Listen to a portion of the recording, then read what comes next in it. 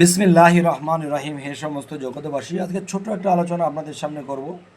সেটা হলো, দেখুন, একজন মানুষ যদি যে দেখা যায় সে ইবাদত করে না, সে আল্লাহর ইবাদত করে না, আল্লাহর নাম নেয় না, আল্লাহর জিকিরও করে না, কিন্তু পৃথিবীতে চলার পথে মানুষকে সাহায্য করে, মানুষকে উপকার করে, মানুষের কোনো ক্ষতি করে না, নিজে না খেয়ে অন্যকে খাওয়ায়, কিন্তু সে আল্লাহর ইবাদত করে না, আমি বলবো এই ব্যক্তিটি ফার্স্ট ক্লাস, যে সবচেয়ে উন্নত মানের যে জান্নাতটা আসে এই ব্যক্তিটি পাবে। আর যে নামাজি আল্লাহর ইবাদত করতেছে সে সবচেয়ে নিকৃষ্ট বেহেশত পেতে পারে, আর না হয়তো সে জাহান্নামেও যেতে পারে। নাউজুবিল্লাহ, এটা কেমন কথা? এই কথা কিন্তু আমার নয়, এটা কোরআনের। আল্লাহ কি বলেছে? সূরা মাউনে কি বলেছে? দুর্ভোগ সেই নামাজকারী যারা এতিমের গলা ধাক্কা দেয়।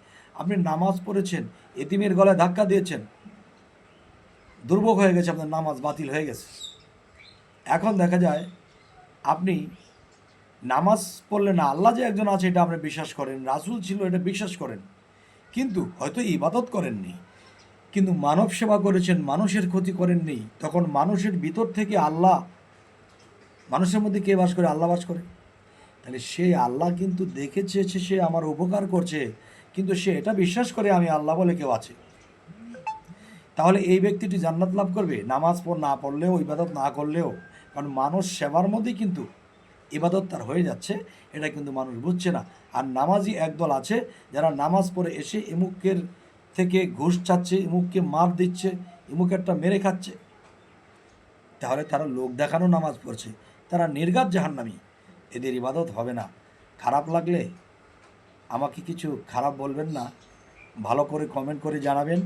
এবং আরেকটি বিষয় হলো যে আমাদের এই ফেসবুকটি যদি ফলো দিয়ে রাখেন, যদি ইউটিউব হয়, তাহলে আপনারা যদি এটাকে সাবস্ক্রাইব করে রাখেন, পরবর্তীতে ভালো আলোচনা পেয়ে যাবেন।